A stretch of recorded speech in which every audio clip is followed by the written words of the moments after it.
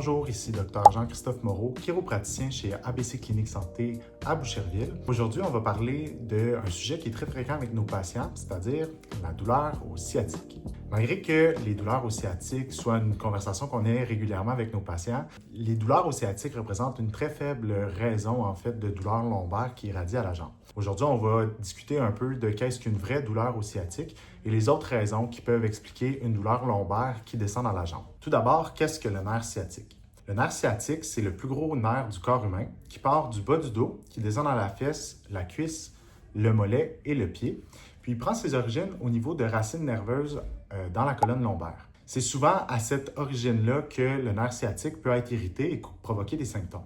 C'est pour ça que lorsqu'il y a une vraie douleur au nerf sciatique, les symptômes vont être d'origine neurologique puis provoquer des symptômes neurologiques, comme des engourdissements, des picotements, des brûlures ou même des chocs électriques. Puis dans certains cas, il peut y avoir une perte de force au niveau de la jambe, du pied ou des orteils même. Si les patients présentent une réelle douleur au nerf sciatique, la cause la plus probable de cette irritation du nerf est à son origine au niveau des vertèbres lombaires.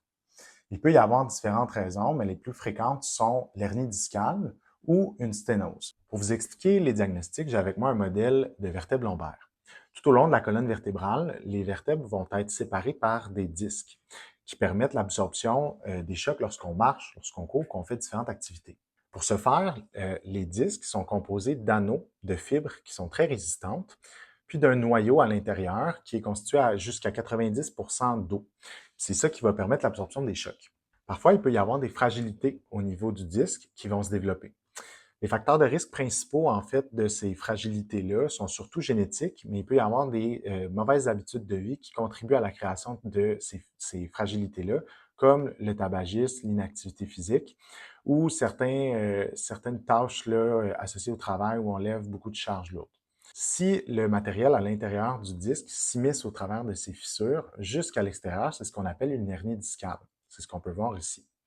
À ce moment-là, l'hernie discale, lorsqu'elle est postérieure et qu'elle vient en contact avec le nerf, ça peut irriter le nerf.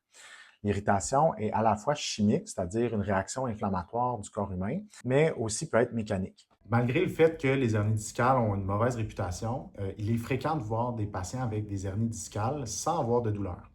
Si on prend des personnes qui n'ont aucune douleur, plus on vieillit, plus il est probable de trouver des hernies discales sur leur imagerie sans que ces patients-là n'aient de symptômes.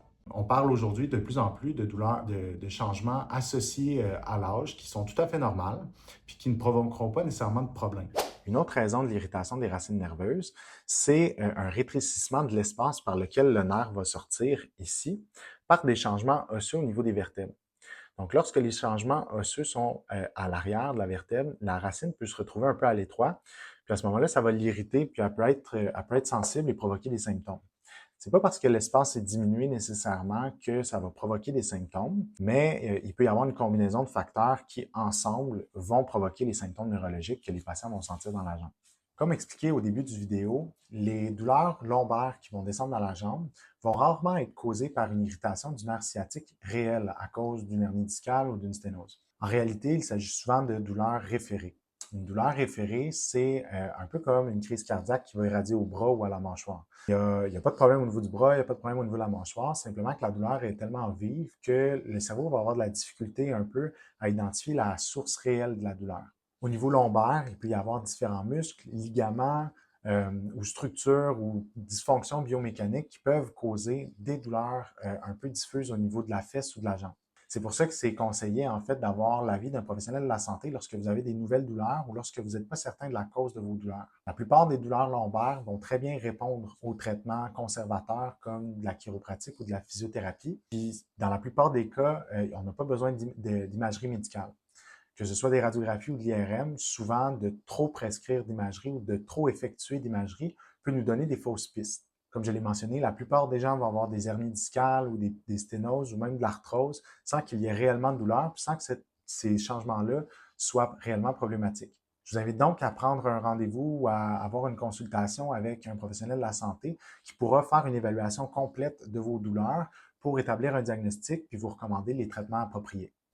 Donc, que ce soit pour des douleurs au nerf sciatique ou pour toute autre douleur neuromusculo-squelettique, n'hésitez pas à nous faire signe chez ABC Clinique Santé afin d'avoir une évaluation, un diagnostic et un plan de traitement adapté à vous. On pourrait certainement vous aider. À bientôt!